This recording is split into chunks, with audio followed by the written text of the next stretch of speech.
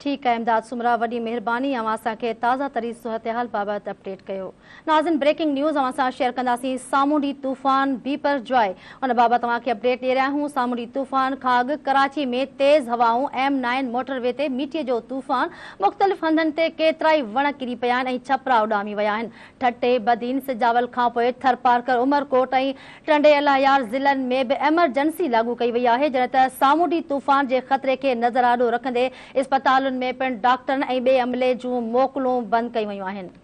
अहम ख़बर आहे नाज़रीन अवां खे आगाह करियो पिया। सामूंडी तूफ़ान खां कराची में तेज़ हवाऊं M9 मोटरवे ते मिटीअ जो तूफ़ान मुख़्तलिफ़ हंधनि ते केतिरा ई वण किरी पिया आहिनि ऐं छपरा उॾामी विया आहिनि। ठटे बदीन सिजावल खां पोइ थरपारकर उमरकोट ऐं टंडे अलायार ज़िलनि में बि एमरजेंसी लागू कई वई आहे। सामूंडी तूफ़ान जे ख़तरे खे नज़र आॾो रखंदे इस्पतालनि में डॉक्टरनि ऐं ॿिए अमले जूं मोकलूं बि रद्द कयूं वयूं आहिनि।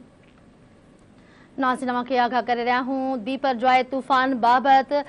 सामूंडी तूफ़ान कराची में तेज़ हवाऊं लॻी रहियूं आहिनि। M9 मोटरवे मिटीअ जो तूफ़ान अची वियो आहे। मुख़्तलिफ़ हंधनि ते केतिरा ई वण किरी पिया आहिनि ऐं छपरा बि उॾामी विया आहिनि।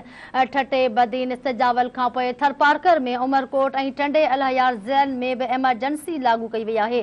सामूंडी तूफ़ान जे ख़तरे खे नज़र आॾो रखंदे इस्पतालुनि में डॉक्टरनि ऐं ॿिए अमले जूं मोकलूं रद्द कई वयूं आहिनि। नाज़रीन आगाह कयूं पिया अवां खे सामूंडी तूफ़ान खां कराची में तेज़ हवाऊं M9 मोटरवे ते मिटीअ जो तूफ़ान मुख़्तलिफ़ हंधनि ते केतिरा ई वण किरी पिया आहिनि ऐं छपरा उॾामी विया आहिनि। ठटे बदीन सिजावल खां पोइ थरपारकर उमरकोट ऐं टंडे अलायार ज़िलनि में बि एमरजेंसी लागू कई वई आहे।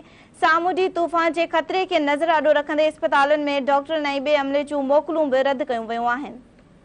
बिल्कुलु नाज़रीन खां अॻु में बि अहिड़े क़िस्म जा तूफ़ान अची चुका आहिनि। अव्हां खे आगाह कयूं पिया हिन सामूंडी तूफ़ान बीपर जॉय बाबति, जंहिंजो नालो बीपर जॉय आहे यानी आफ़त। सामूंडी तूफ़ान खां अॻु कराची में तेज़ हवाऊं M9 मोटरवे ते मीटीअ जो तूफ़ान मुख़्तलिफ़ हंधनि ते केतिरा ई वण किरी पिया आहिनि ऐं छपरा उॾामी विया आहिनि। ठटे बदीन सिजावल खां पोइ थरपारकर उमरकोट ऐं टंडे अलायार ज़िलनि में बि एमरजेंसी लॻाई वई आहे। सामूंडी तूफ़ान जे ख़तरे खे नज़र आॾो रखंदे इस्पतालुनि में डॉक्टरनि ऐं ॿिए अमले जूं मोकलूं रद्द कई वयूं आहिनि। बिल्कुलु नाज़रीन अवां खे आगाह करियो पिया। सामूंडी तूफ़ान खां अॻु कराची में तेज़ हवाऊं M9 मोटरवे ते मिटीअ जो तूफ़ान मुख़्तलिफ़ हंधनि ते केतिरा ई वण किरी पिया आहिनि ऐं छपरा उॾामी विया आहिनि।